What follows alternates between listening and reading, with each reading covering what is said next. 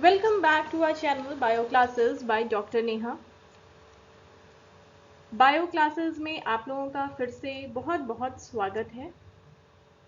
Class 12 के lectures की series में 2 चैप्टर्स स्टार्टिंग से 2 चैप्टर्स हमने किए थे और लास्ट का यूनिट हमने ऑलरेडी कंप्लीट कर लिया है। इकोलॉजी यूनिट कंप्लीट कर लिया है। रिप्रोडक्शन के first chapter, second chapter sexual reproduction in plants ये हमने किया है। इसी सीरीज में थर्ड चैप्टर ह्यूमन रिप्रोडक्शन ये आज हम स्टार्ट करेंगे।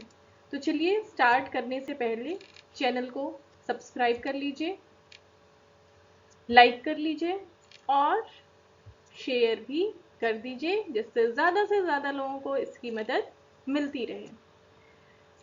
ओके, रिप्रोडक्शन आपको पता है रिप्रोडक्शन क्या होता है। रिप्रोडक्शन इसलिए होता है कि कंटिन्यूटी ऑफ रेस बनी रहे, जिसकी वजह से जो पेरेंट है वो अपने जैसे ऑफस्प्रिंग्स को बनाते हैं। ये बातें आपको पता है। तो प्राइमरी सेक्स ऑर्गन्स उनको कहते हैं जो एसेंशियल ऑर्गन्स होते हैं, जहां पर गैमीट का फॉर्मेशन होता है, उनको हम प्राइमरी सेक्स ऑर्गन्स कहते हैं। ठीक है। मेल में टेस्टिस है और फीमेल में ओवरी है, प्राइमरी सेक्स ऑर्गन। नेक्स्ट है term secondary sex organ. Secondary sex organs वे ऑर्गन्स होते हैं जो गैमीट्स के लिए पैसेज का काम करते हैं। मेल गैमीट्स और फीमेल गैमीट्स के लिए पैसेज का काम करते हैं या पैसेज करने में उसकी मदद करते हैं, उनको हम कहते हैं सेकेंडरी सेक्स ऑर्गन्स। जैसे मेल्स में ये ऑर्गन्स हैं epididymis, vas deferens, seminal vesicle, prostate gland, bulbourethral gland और पेनिस। इसी तरह फीमेल में सेकेंडरी सेक्स ऑर्गन्स हैं fallopian tube, uterus and vagina. Breast is accessory sex organ.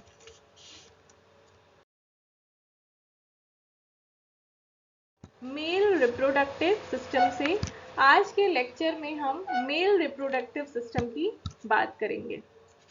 Male reproductive system में सबसे पहले आता है 1 पेयर ऑफ टेस्टिस होते हैं, जिसके साथ और एसेसरी डक्ट्स, ग्लैंड्स और एक्सटर्नल जेनिटेलिया भी शामिल हैं। ठीक है। तो प्राइमरी सेक्स ऑर्गन इसका टेस्टिस है। इसके अलावा सेकेंडरी सेक्स ऑर्गन्स में एसेसरी डक्ट्स हैं, ग्लैंड्स हैं और एक्सटर्नल जेनिटेलिया है। टेस्टिस आपको पता होगा, टेस्टिस एब्डोमिनल कैविटी के बाहर एक पाउच में प्रेजेंट होती है, जिसको हम कहते हैं स्क्रोटम। ये स्क्रोटम में क्यों प्रेजेंट होती है? स्क्रोटम में प्रेजेंट होने का इसका मकसद है कि यहाँ पर टेम्परेचर लो होता है, एब्डोमेन कैविटी में टेम्परेचर हाई होता है और स्क्रोटम में टेम्परेचर लो होता है। कितना लो होता है? 2 से 2.5 डिग्री सेंटीग्रेड लोअर होता है अगर हम कंपेयर करें एब्डोमिनल कैविटी से। ये लोअर टेम्परेचर जरूरी है स्पर्मेटोजेनेसिस के लिए। Spermatogenesis means formation of sperms के लिए, मैच्योरेशन ऑफ स्पर्म्स के लिए ये लोअर टेम्परेचर जरूरी है। टेस्टिस ये डेवलप होती है एब्डोमिनल कैविटी में, जब before birth in gestation period ये डेवलप तो होती है, एब्डोमिनल कैविटी में डेवलप हो जाती है, पर 7th मंथ ऑफ गेस्टेशन में ये नीचे डिसेंट हो जाती है परमानेंटली इनटू स्क्रोटम बैग्स में ये आ जाती है। ठीक है। अगर ये टेस्टिस स्क्रोटम में डिसेंट नहीं होती है और वो एब्डोमिनल कैविटी में ही रह जाती है during the time of birth, इस कंडीशन को हम कहते हैं क्रिप्टोर्किड्ज्म।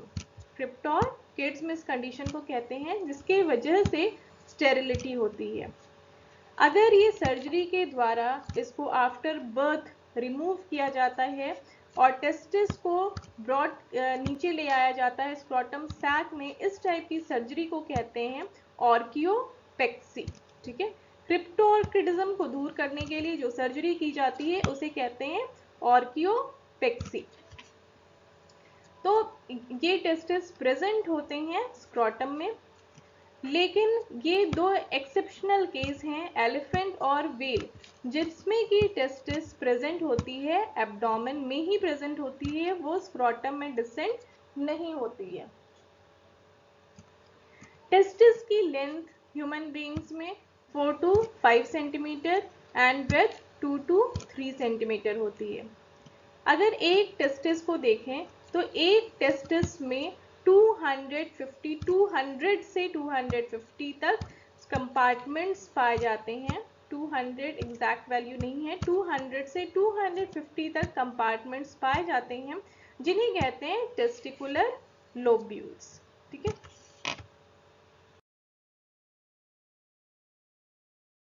स्क्रोटम का स्ट्रक्चर देखा जाए, इंटरनली स्क्रोटम जो होती है वो लाइंड होती है बाय डार्टस मसल, जिसे हम ट्यूनिका डार्टस भी कहते हैं।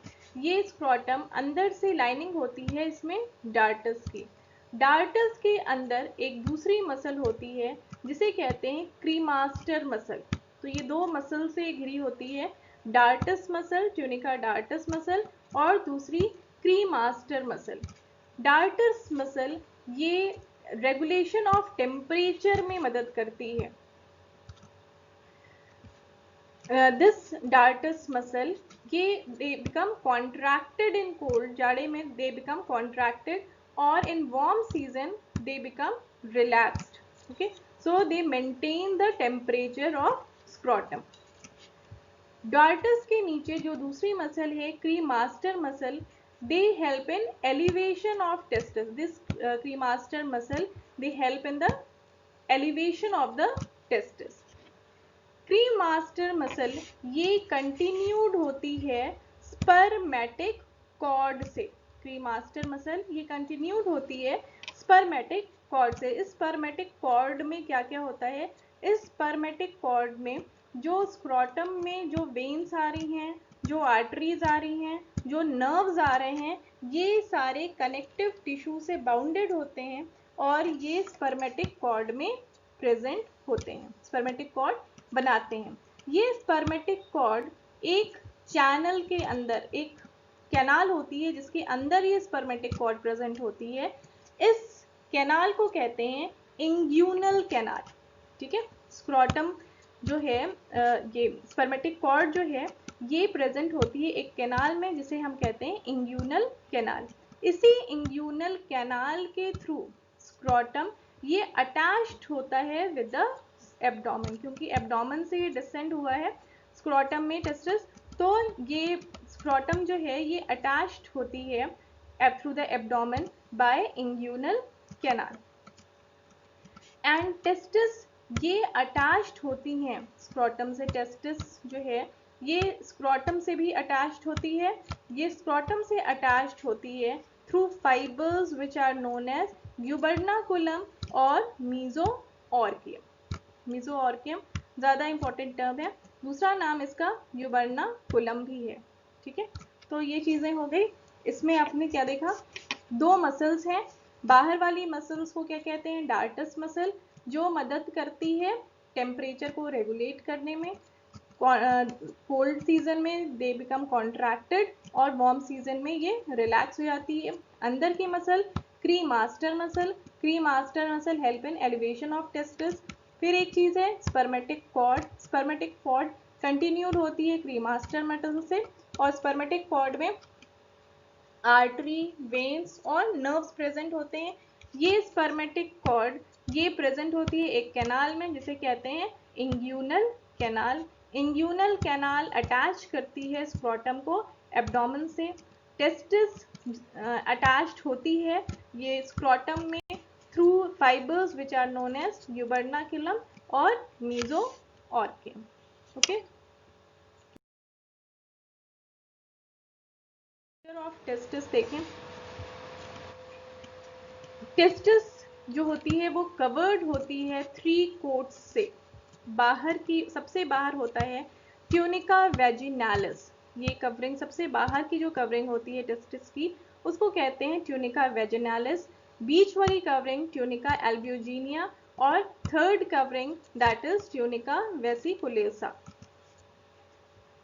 एक लोब्यूल, जो हमने टेस्टिस लोब्यूल की बात की थी कि 200 से 250 लोब्यूल्स एक टेस्टिस में प्रेजेंट हैं, ये वो लोब्यूल्स हैं। इन लोब्यूल्स के अंदर 1 to 3 सेमिनिफेरस ट्यूब्यूल्स प्रेजेंट होते हैं। एक लोब्यूल में 1 से लेकर 3 तक सेमिनिफेरस ट्यूब्यूल्स प्रेजेंट होते हैं। मेल सेक्स एसेसरी डक्ट्स, यहाँ पे सेमिनिफेरस ट्यूब्यूल्स ये ओपन होती हैं, मेल सेक्स एसेसरी डक्ट्स में ओपन होती हैं। इसमें ये 4 डक्ट्स हैं, rete testis, vasa efferentia, epididymis and vas deferens. Vas deferens, rete testis ये सेमिनिफेरस ट्यूब्यूल्स, जो 1 से 3 सेमिनिफेरस ट्यूब्यूल्स लोब्यूल्स में प्रेजेंट हैं, ये ओपन होती हैं रीट टेस्टिस में। ठीक है, सेमिनिफेरस ट्यूब्यूल्स लोब्यूल्स में से निकली, ये ओपन होंगी रीट टेस्टिस में। रीट टेस्टिस ये ओपन होते हैं वासा एफ्रेंशिया में। रीट टेस्टिस ये है। रीट टेस्टिस ओपन कहाँ पे हो रही है? वासा एफ्रेंशिया में ओपन हो रही है। वासा एफ्रेंशिया ये पोर्शन, अब ये जो अगर ये पूछा जाए कि कौन सा एसेसरी डक्ट टेस्टिस से बाहर निकलता है, तो वो एसेसरी डक्ट है वासा एफ्रेंशिया। वासा एफ्रेंशिया ये टेस्टिस से निकलता है बाहर और ये ओपन होता है एपिडिडाइमस, जो कि एक कॉइल्ड स्ट्रक्चर बनाता है। एपिडिडाइमस में 3 पार्ट्स हैं। अगर हम अपर से लोअर की तरफ जाएं तो अपर वाले पार्ट को कहते हैं कैपिट, सेकेंड पार्ट मिडल पीस को कहते हैं कॉर्पस और लोअर पीस को कहते हैं कॉर्डा। हमेशा टेल पोर्शन है, लास्ट पीस है, इसलिए इसको कहते हैं कॉर्डा। तो कैपिट, कॉर्पस और कॉर्डा रीजन्स प्रेजेंट होते हैं एपिडिडाइमस में। ये एपिडिडाइमस फिर ये ओपन होती है वास डिफरेंस में। ये है वास डिफरेंस। वास डिफरेंस में ये ओपन होते हैं। ठीक है, वास डिफरेंस ये फिर ओपन होगा कहाँ पर? ये ओपन होगा आपका, वास डिफरेंस ओपन होंगे यूरेथ्रा में। ठीक है, तो ये स्ट्रक्चर हो गया internal structure of testis. 3 quotes हैं इसमें और एक एक ट्यूब्यूल्स, एक एक लॉब्यूल में 3 1 से लेकर 3 सेमिनिफेरस ट्यूब्यूल्स हैं। Reach testis seminiferous tubules reach testis में ओपन होगा। रीच टेस्टिस जो है वो वासा एफ्रेंशिया में ओपन होगा। वासा एफ्रेंशिया ये टेस्टिस से निकलेगा, ओपन होगा ये एपिडिडाइमस रीजन में। एपिडिडाइमस रीजन में 3 पार्ट्स हैं, कैपिट, कॉर्पस और कॉर्डा रीजन्स। एपिडिडाइमस ओपन होती है वास डिफरेंस में। ये स्ट्रक्चर देख लीजिए।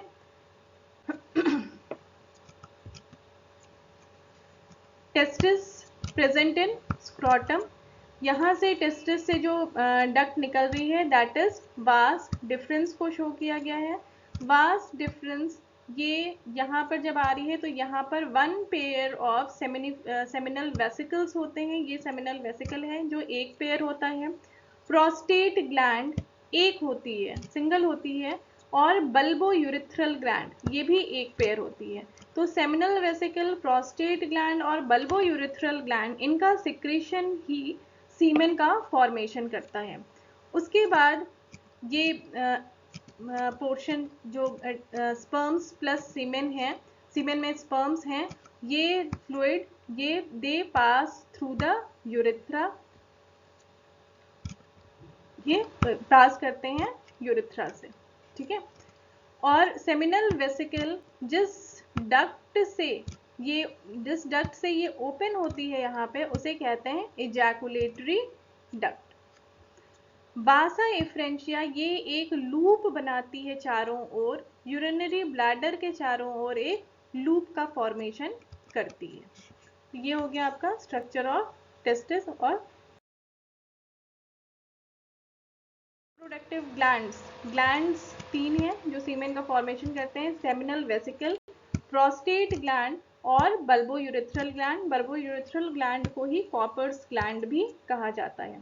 सेमिनल वेसिकल एक पेयर है, प्रोस्टेट ग्लैंड सिंगल है और बल्बो यूरिथ्रल ग्लैंड भी 1 पेयर है। सेमिनल वेसिकल ये एक डक्ट से, इजैकुलेटरी डक्ट से ये यूरिथ्रा में ओपन होती है। लास्ट फिगर में दिखाया आपको, ये एक इजैकुलेटरी डक्ट से ये ओपन होती है यूरिथ्रा में। ये है urethra which passes through the penis.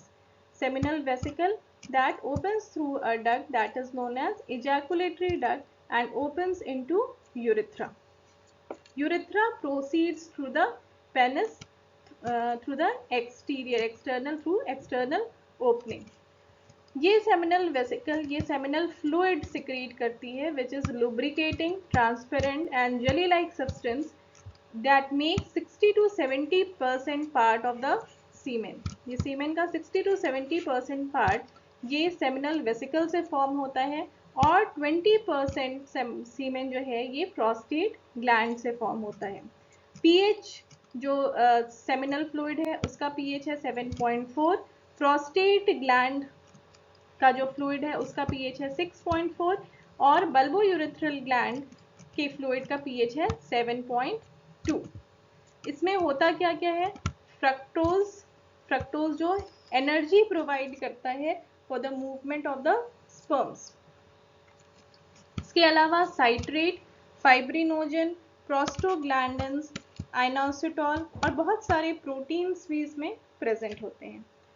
Prostate gland के सिक्रेशन में भी citric acid, calcium, phosphate, clotting enzymes जैसे फाइब्रिनोजन, प्रोफाइब्रिनोलाइसिन ये चीज़ें प्रेजेंट होती हैं। ठीक है, तो ये तीनों क्या है, एसेसरी रिप्रोडक्टिव ग्लैंड्स। सीमेन में है स्पर्म और जो फ्लूइड, जो तीनों रिप्रोडक्टिव ग्लैंड्स के जो सिक्रेशंस हैं उनको मिला करके सीमेन बनता है। Volume of the semen is 3 to 4 ml। In a normal semen the sperm count कितना होता है, 20 to 120 million per ml, 20 to 120 million per ml। The term oligospermia, oligospermia किसे कहते हैं, अगर ये काउंट 20 मिलियन पर ml से कम हो तो इसको कहते हैं ओलिगोस्पर्मिया। एजोस्पर्मिया, अगर स्पर्म्स एब्सेंट है या एब्सेंस के करीब हैं तो इसको कहते हैं एजोस्पर्मिया। ये दो टर्म है, एजोस्पर्मिया, अगर स्पर्म्स एब्सेंट है सीमेन में that is known as azoospermia. If it is less than 20 million per ml then it is known as oligospermia.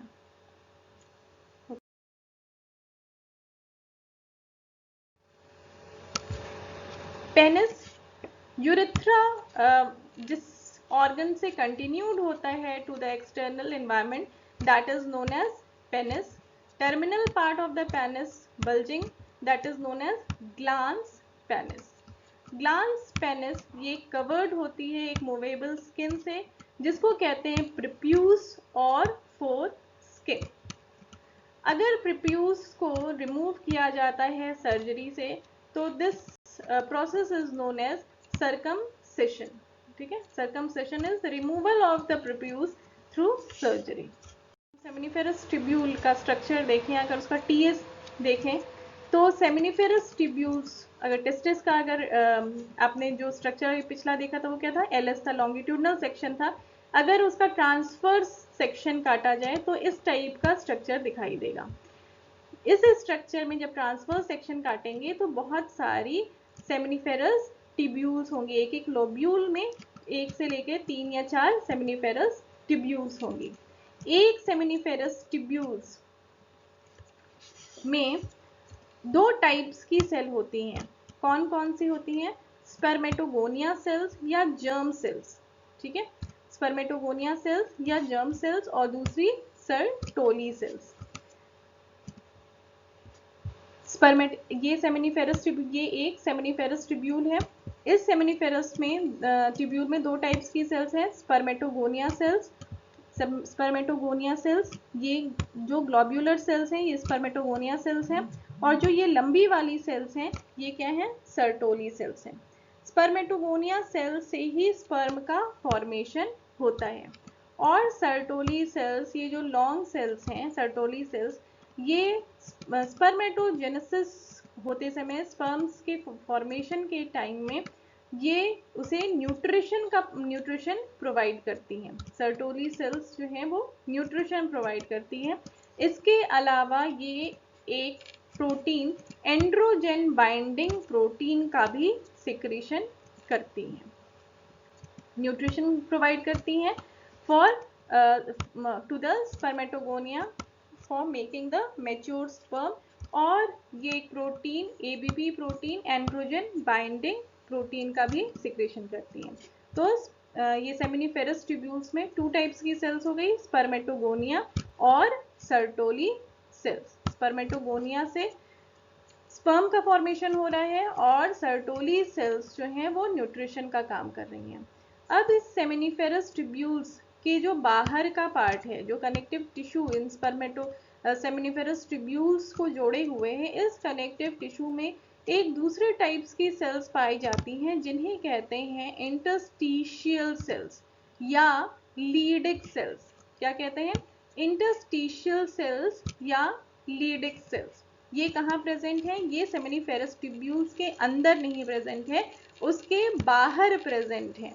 ठीक है, ये सिक्रीट करती हैं लीडिक सेल्स एंड्रोजेंस, जो ह्यूमन बींग्स में क्या है? टेस्टोस्टेरोन है। तो ये क्वेश्चन बहुत बार पूछा जाता है और एक इजी क्वेश्चन भी है कि एंड्रोजेंस ये सिक्रीट किया जाता है by spermatogonia, Sertoli cells, interstitial cells. किससे? तो इसका आंसर होगा इंटरस्टिशियल सेल्स या Leydig cells. Testosterone Leydig cells से ये फिर डिफ्यूज होता है अंदर की ओर सेमिनिफेरस ट्यूब्यूल्स में। ये टेस्टोस्टेरोन डिफ्यूज हो जाता है और जब ये डिफ्यूज होता है उसके बाद ये यहाँ पे बना कहाँ पे? बाहर बना, सेमिनिफेरस ट्यूब्यूल के बाहर बन रहा है टेस्टोस्टेरोन, लेकिन ये डिफ्यूज अंदर हो जाएगा क्योंकि इसकी ज़रूरत, एंड्रोजेंस की ज़रूरत स्पर्म्स के मैचुरेशन में है। तो ये अंदर डिफ्यूज होगा। जब ये अंदर डिफ्यूज होगा इसके बाद ये बाइंड होता है, एंड्रोजन बाइंडिंग प्रोटीन से बाइंड होता है और फिर ये स्पर्म के मैचुरेशन में हेल्प करता है। ठीक है, तो ये चीजें हो गई इसकी। Control of male reproductive system. इसमें क्या होता है? हाइपोथैलेमस, ये आपके एंडोक्राइन का थोड़ा सा पार्ट है। इसमें हाइपोथैलेमस जो ब्रेन में का पार्ट है, हाइपोथैलेमस ये हार्मोन रिलीज करता है, gonadotropin releasing hormone. Gonadotropin releasing hormone anterior pituitary के 2 पार्ट होते हैं, एंटीरियर पिट्यूटरी और पोस्टीरियर पिट्यूटरी पार्ट, और बीच में वो इंटरमीडिया से जुड़ी होती है। तो एंटीरियर पिट्यूटरी इस पे ये एक्ट करता है, गोनाडोट्रोपिन रिलीज हार्मोन, और एंटीरियर पिट्यूटरी ये 2 हार्मोन सिक्रीट करती हैं, ल्यूटिनाइजिंग हार्मोन और follicle stimulating hormone. Luteinizing hormone ये एक्ट करता है टेस्टिस पे और ये स्टिमुलेट करता है लीडिक सेल्स को। लीडिक सेल्स क्या बनाएंगी? टेस्टोस्टेरोन बनाएंगी।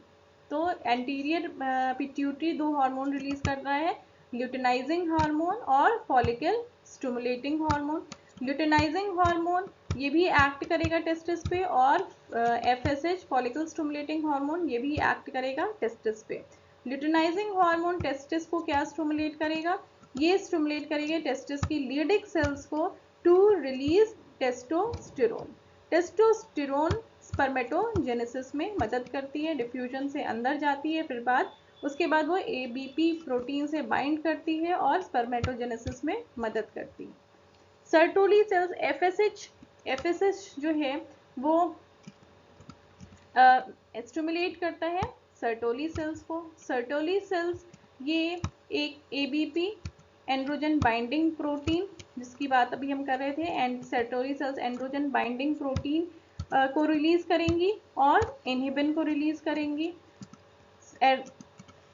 एंड्रोजन बाइंडिंग प्रोटीन ये स्टिमुलेट करता है स्पर्मेटोजेनेसिस के लिए। कैसे स्टिमुलेट करता है? क्योंकि ABP ये बाइंड करता है टेस्टोस्टेरोन से, तो ये स्टिमुलेट करता है स्पर्मेटोजेनेसिस को।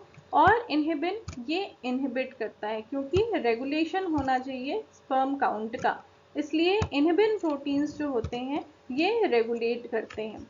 जब टेस्टोस्टेरोन का लेवल एक्सेस होता है तो इसमें फीडबैक कंट्रोल होता है। इसी तरह अगर एक्सेस स्पर्मेटोजेनेसिस होती है तो फीडबैक कंट्रोल होता है बाय हाइपोथैलेमस। तो ये है hormonal control of male reproductive structure of sperm.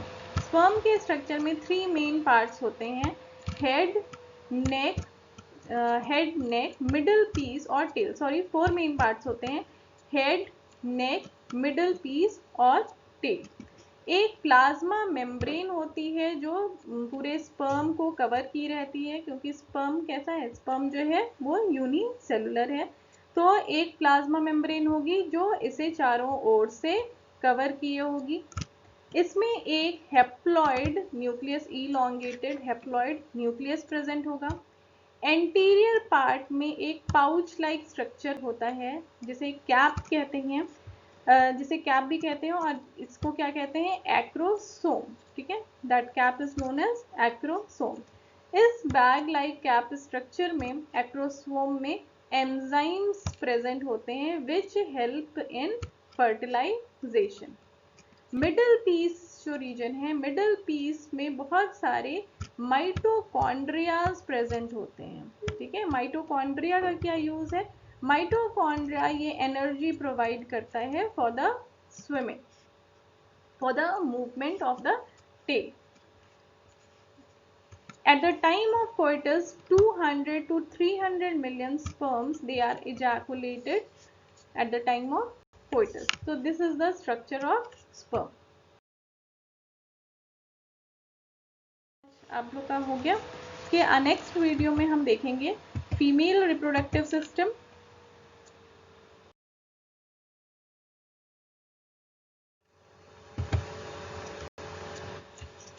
इसके डायग्राम्स बहुत इंपॉर्टेंट है, सारी चीज़ें इंपॉर्टेंट है, ये चैप्टर बहुत इंपॉर्टेंट है, इससे हर साल लगभग एक लॉन्ग क्वेश्चन ज़रूर पूछा जाता है। तो इस चैप्टर को ध्यान से पढ़िए और आगे के वीडियोस को भी फॉलो करिएगा। Thank you for watching. फिर से कहूँगी कि चैनल को शेयर